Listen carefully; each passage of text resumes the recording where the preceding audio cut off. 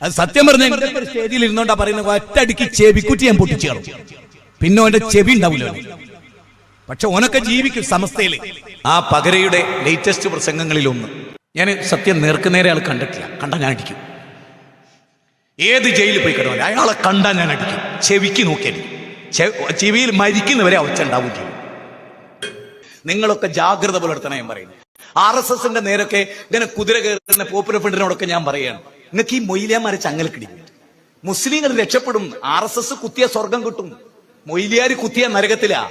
മൊയ്ലിയാർ ആദർശം സ്വീകരിച്ച നരകത്തിലാ. RSSനോട് ഏറ്റുമുട്ടിയ ചിലപ്പോ സ്വർഗം കിട്ടും ഈമാനുണ്ടെങ്കിൽ. ഓലൊരു പണ്ടത്ത് കത്തിയേറ്റി കൊടല് വലിച്ചു കഴിഞ്ഞാലേ ഷഹീദിന്റെ കൂലി കിട്ടും. ഒരു മൊയ്ലിയാരെ തോളിൽ കൈയച്ച് ജീവിച്ച നരക.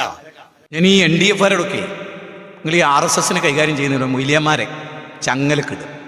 വെറും ചെയ്യരുത്, കൊല്ലിയും പിടിക്കുകയും ചെയ്യരുത്. ചങ്ങലക്കിടുക, മരിക്കുന്നവരെ തിന്നാനാണ് കൊടുക്കുക. എത്രയോ മനുഷ്യന്മാർ രക്ഷപ്പെടും.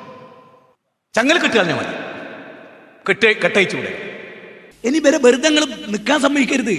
നമുക്ക് വലിയ ദൗത്യമുണ്ട് ഇവിടെ, വലിയ ദൗത്യമുണ്ട്. ഇവരെ തുടച്ചു നീക്കിയാൽ അള്ളാന്റെ ദീൻ കേരളത്തിൽ ഫതഹായി.